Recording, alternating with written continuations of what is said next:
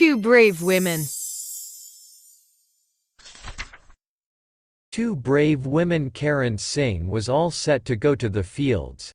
Among the other things he carried with his agricultural tools were his sword and a gun. A merchant, who always noticed this, could not but help satisfy his curiosity.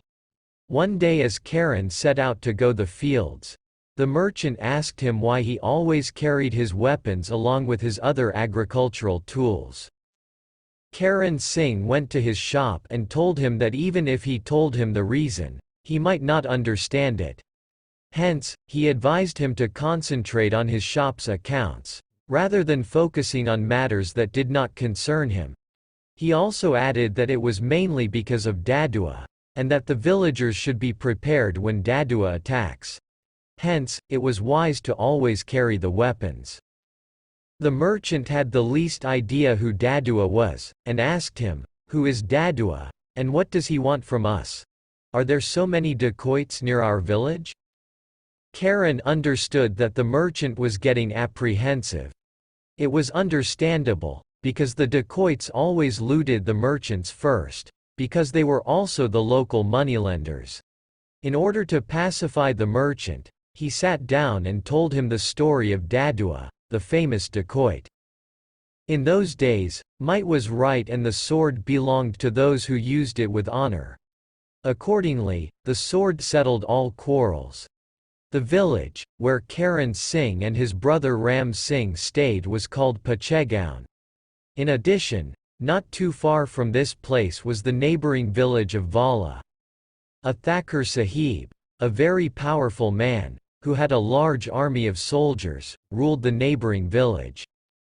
The village of Pachegaon mostly consisted of Rajput warriors, who were united and stopped all attacks from the Thakur. Finally, the Thakur realized that he could not beat the Rajputs. Therefore, he turned to the dacoit, Dadua, for help. He promised to give one whole village in his territory, if the dacoit could capture the particular village of Pachegaon. Dadua, with the help of Thakur's soldiers, tried many times to capture the village of Pachegaon, but he was unsuccessful.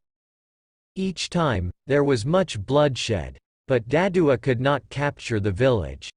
He knew that the people were united and the only way he could possibly beat them was to break that unity. Their loyalty to each other was so great, that it was like a fortress against any enemy.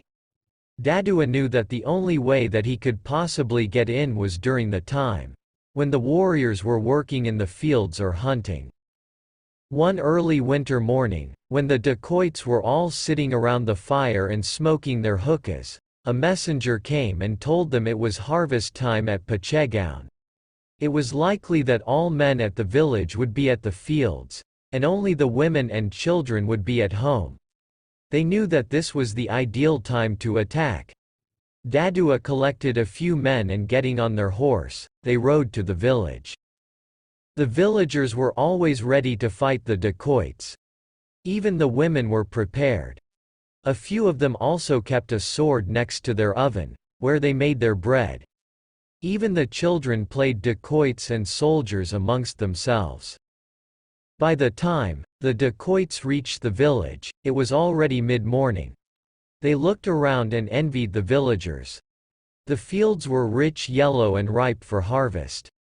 There was plenty of vegetables and dairy stock around. For a moment, Dadua thought of settling down and becoming a farmer. Meanwhile, Vama and Mala, the wives of Karan Singh and his brother Ram Singh, were busy cooking the afternoon meal in the kitchen. They were talking to themselves, and suddenly, Vama said to Mala, "I feel very restless today.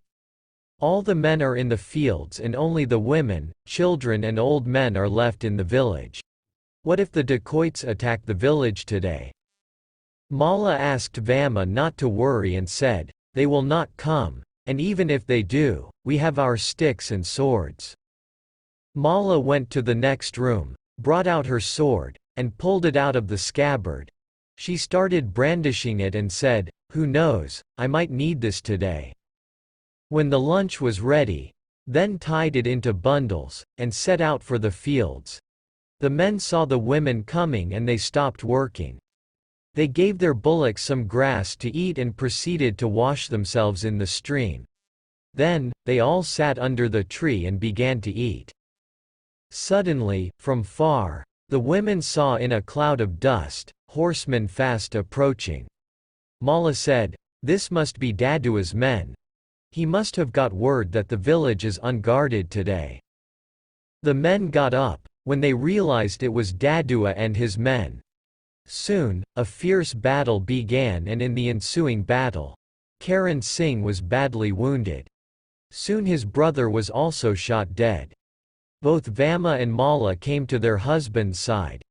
Karan Singh told them, "You are Rajput women. Don't allow them to pass this field." Vama, Mala and the other Rajput women began throwing stones at the horses. The horses began prancing, when the shower of stones began to hit them.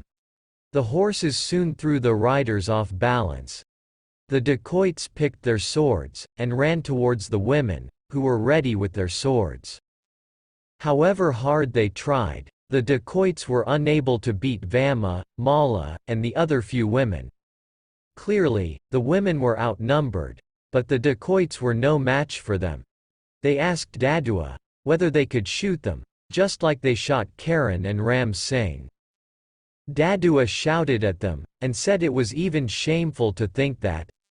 The fight went on, and soon only 4 of the 12 dacoits were remaining, while Vama and Mala were still fighting hard. They were slightly injured but showed no signs of stopping. Finally, Dadua decided to leave and return another day, now that the main men were dead. Besides, the other farmers, hearing the sound of guns, had also reached the scene. All they saw was these 2 women, all bloodied, brandishing swords and screaming, "Come back and fight." The farmers quickly attended to the wounds of the women and pacified them. Then they gave the dead men a hero's burial, and returned to the village.